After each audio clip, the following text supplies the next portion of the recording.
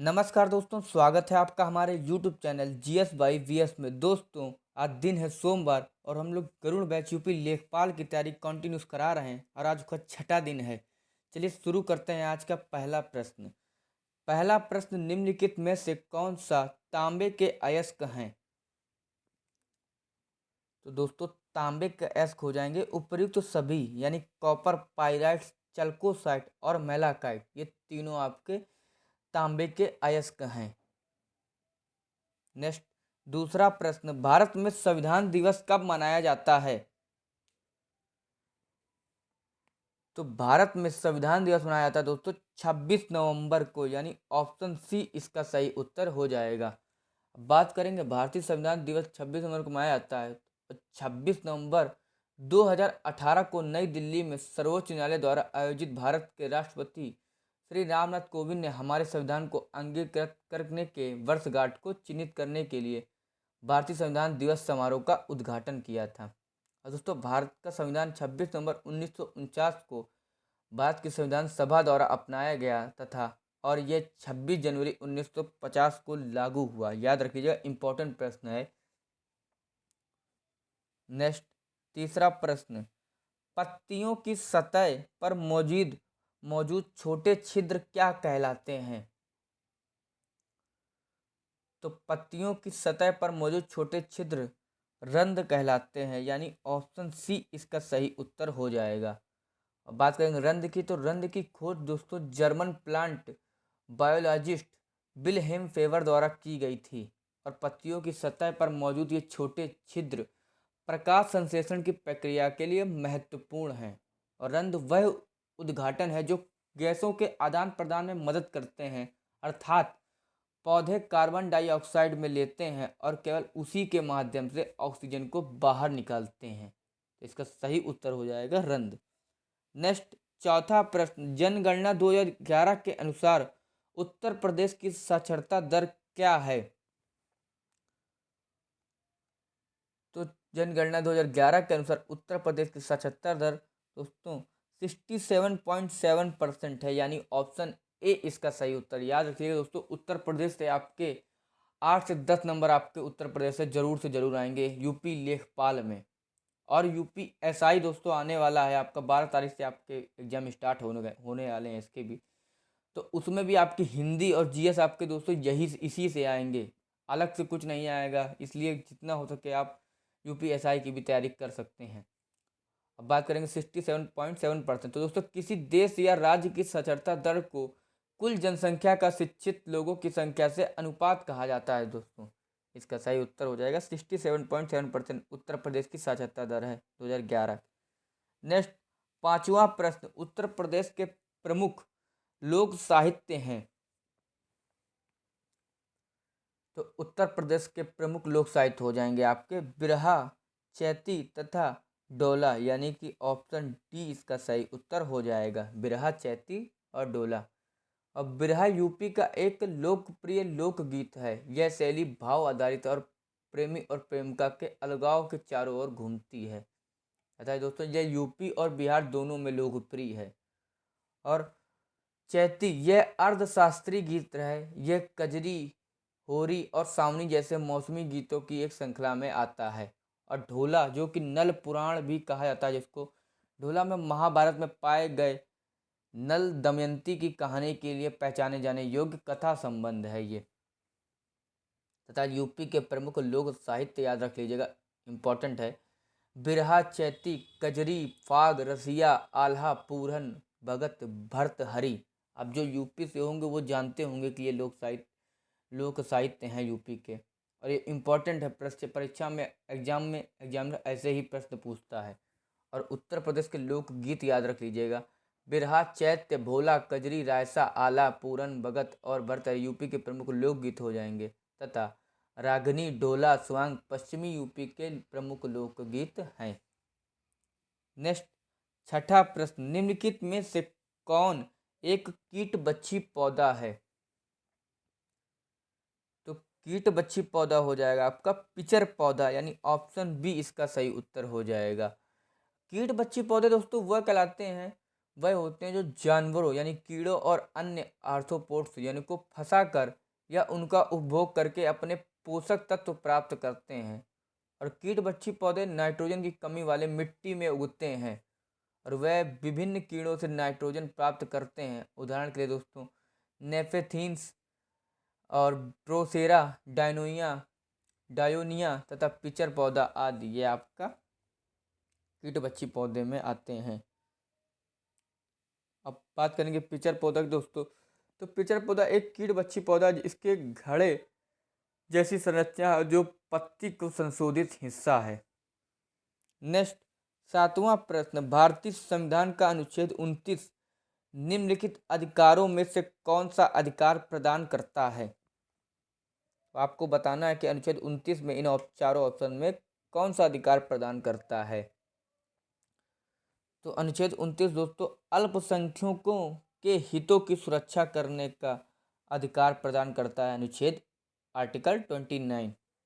और भारत के क्षेत्र में रहने वाले नागरिकों को कोई भी वर्ग या कोई भाग जिसकी एक अलग भाषा, लिपि या अपनी संस्कृति हो उसे स्वयं को संरक्षित करने का अधिकार होगा तथा राज्य के किसी भी शैक्षणिक संस्थान में प्रवेश के लिए किसी भी नागरिक को नकारा नहीं जाएगा या केवल धर्म, वंश, जाति, भाषा या इनमें से किसी के आधार पर राज्य निधि से सहायता प्राप्त होगी।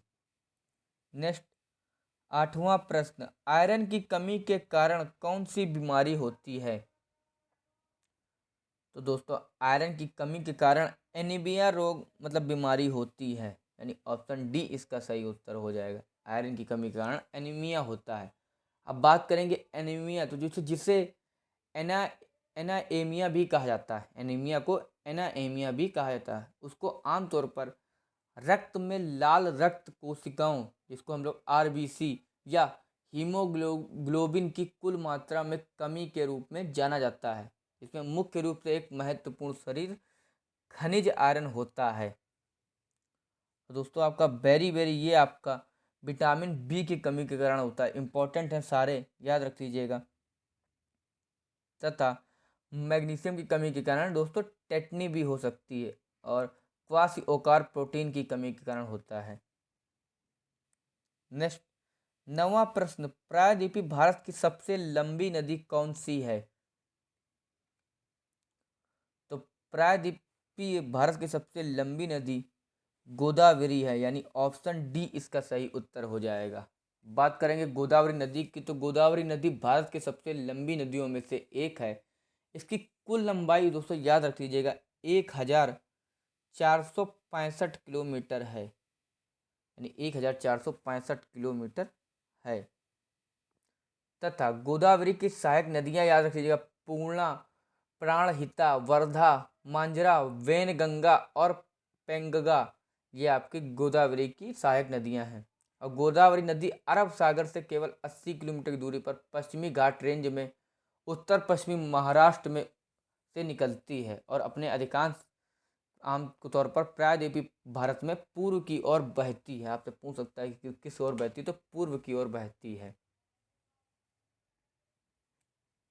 नेक्स्ट 10वां प्रश्न, लोकसभा के लिए चुने जाने की न्यूनतम आयु क्या है? आपको बतानी है कि लोकसभा के लिए चुने जाने के लिए न्यूनतम आयु क्या है।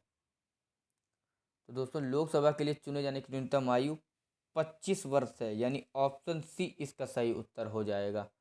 और जन प्रतिनिधित्व अधिनियम 1951 के अनुसार कोई भी व्यक्ति जो भारत का नागरिक है और 25 वर्ष से अधिक आयु का है तथा मतदान के योग्य है, वह अपने वोट पंजीकरण चुनाव क्षेत्र की परवाह किए बिना देश में कहीं भी लोकसभा के लिए चुनाव लड़ सकता है।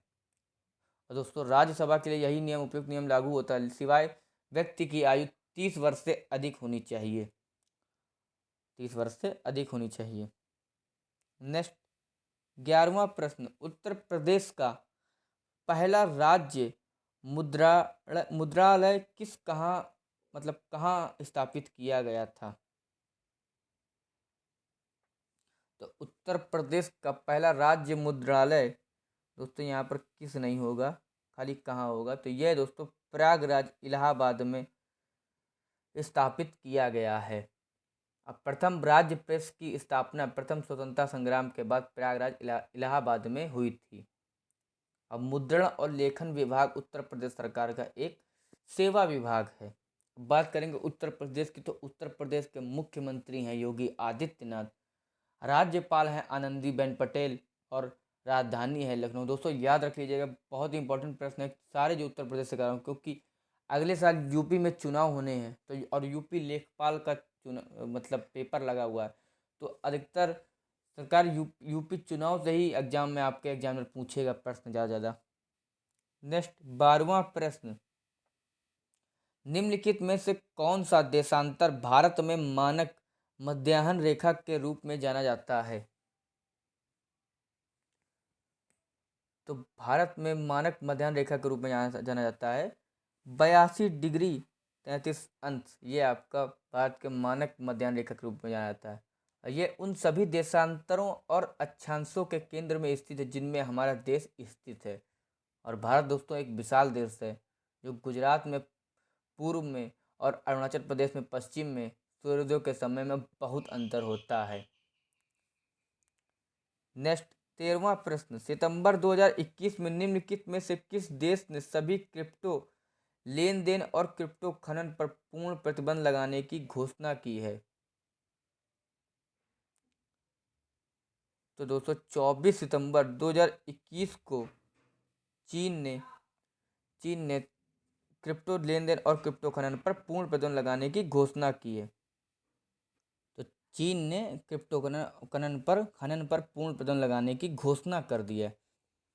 और दोस्तों पीपल्स बैंक ऑफ चाइना यानी पीबीओसी ने वित्तीय संस्थानों, भुगतान कंपनियों और इंटरनेट फर्मों को राष्ट्रीय स्तर पर क्रिप्टो करेंसी टेंडरिंग की सुविधा देने से रोक दिया है। नेक्स्ट 14वां प्रश्न, विश्व की दूसरी सबसे ऊंची चोटी कौन सी है? तो विश्व की दूसरी सबसे ऊंची चोटी दोस्तों K2 है, यानी ऑप्शन बी इसका सही उत्तर हो जाएगा। K2 यानी गॉडविन ऑस्टिन, ये दुनिया की दोस्तों सबसे ऊंची पर्वत चोटी है। इसकी ऊंचाई 8611 मीटर है। इसे K2 के नाम से जाना जाता है और यह कश्मीर के काराकोरम पर्वतमाला में स्थित है। नेक्स्ट 15वां प्रश्न, साइमन कमीशन भारत में किस वर्ष आया था? तो दोस्तों साइमन कमीशन जो कि भारत में 1928 में आया था, यानी ऑप्शन सी इसका सही उत्तर हो जाएगा। साइमन कमीशन जो भारत में 1928 में आया था। नेक्स्ट 16वां प्रश्न, कितने आंग्ल मराठा युद्ध लड़े गए हैं थे? तो आपको बताना है कितने अंग्रेजों और मराठा के बीच युद्ध हुए थे। तो ये दोस्तों 3 युद्ध हुए थे। ऑप्शन डी इसका सही उत्तर हो जाएगा। अब बात करेंगे प्रथम आंग्ल मराठा युद्ध, तो ये दोस्तों हुआ था 1775 से 1782 के बीच लड़ा गया था। और नेक्स्ट दूसरा दोस्तों आंग्ल मराठा युद्ध 1803 से 1805 के बीच लड़ा गया था। और तीसरा जो कि 1817 से 1818 के बीच लड़ा गया था। नेक्स्ट 17वां प्रश्न, फिरोज तुगलक द्वारा स्थापित दार उल सफ़ा क्या था? तो फिरोज तुगलक द्वारा स्थापित दार उल सफ़ा जो कि एक निःशुल्क अस्पताल था, यानी ऑप्शन बी इसका सही उत्तर हो जाएगा। निःशुल्क अस्पताल था जो कि दार उल सफ़ा के मतलब विवाह ब्यूरो, दीवानी खैरात। दोस्तों आपका ये अस्पतालों हो जाएगा दार उल सफ़ा तथा विवाह ब्यूरो, ये आपका दीवानी खैरात और एक रोजगार ब्यूरो की स्थापना की थी आपकी फिरोज शाह तुगलक ने। नेक्स्ट 18वां प्रश्न, अंतिम मौर्य शासक कौन था? तो आपको बताना है कि अंतिम मौर्य शासक कौन था। तो यह दोस्तों वृहदरथ था, यानी कि ऑप्शन ए इसका सही उत्तर हो जाएगा। ये वहदत्त दोस्तों वह मौर्य साम्राज्य का अंतिम शासक था जिसने 187 से 180 ईसा पूर्व तक शासन किया था। नेक्स्ट 19वां प्रश्न, प्रकाश 1 सेकंड में कितनी दूरी तय कर सकता है? तो प्रकाश 1 सेकंड में 3 लाख किलोमीटर की दूरी तय कर सकता है, यानी ऑप्शन ए इसका सही उत्तर हो जाएगा। और एक प्रकाश वर्ष दूरी की माप है, ना कि समय का, याद रख लीजिएगा, इंपॉर्टेंट है। नेक्स्ट 20वां प्रश्न, भारत के राज चिन्ह के नीचे उल्लिखित सत्यमेव जयते यानी सत्य की ही विजय होती है पद किस उपनिषद से लिया गया है? तो भारत के राज चिन्ह के नीचे उल्लिखित सत्यमेव जयते यानी सत्य की ही विजय होती है दोस्तों मुंडक से लिया गया, यानी ऑप्शन डी इसका सही उत्तर हो जाएगा। मुंडक उपनिषद से लिया गया है, इसको मुंडकोपनिषद बोलते हैं हम लोग। और दोस्तों इस आदर्श वाक्य का अर्थ होता है सत्य की ही जीत होती है। यह देवनागरी लिपि से लिखा गया है दोस्तों, याद करिए इंपॉर्टेंट प्रश्न है। और मुंडको उपनिषद को हिंदू धर्म में 108 उपनिषदों के मुक्तिका सिद्धांत में नंबर 5 के रूप में सूचीबद्ध किया गया है। नेक्स्ट 21वां प्रश्न, मुस्लिम फकीरों के संस्थापक नेता कौन थे? तो मुस्लिम फकीरों के संस्थापक नेता थे मजनू शाह, मजनू शाह इसका सही उत्तर हो जाएगा। वह सैयद बदियुद्दीन कुतुब उल शाह मदार द्वारा स्थापित मदारिया सूफी आदेश के एक फकीर सूफी संत थे और इनका मुख्यालय कानपुर के पास मकनपुर में शाह मदार की दरगाह में था। नेक्स्ट 22वां प्रश्न, मोहिनी अट्टम किस राज्य से संबंधित? दोस्तों ये प्रश्न आपके जो लोक नृत्य जितने प्रश्न बनते हैं याद कर लीजिए, इंपॉर्टेंट प्रश्न है, हर बार आपकी परीक्षा में जरूर से जरूर आएगा।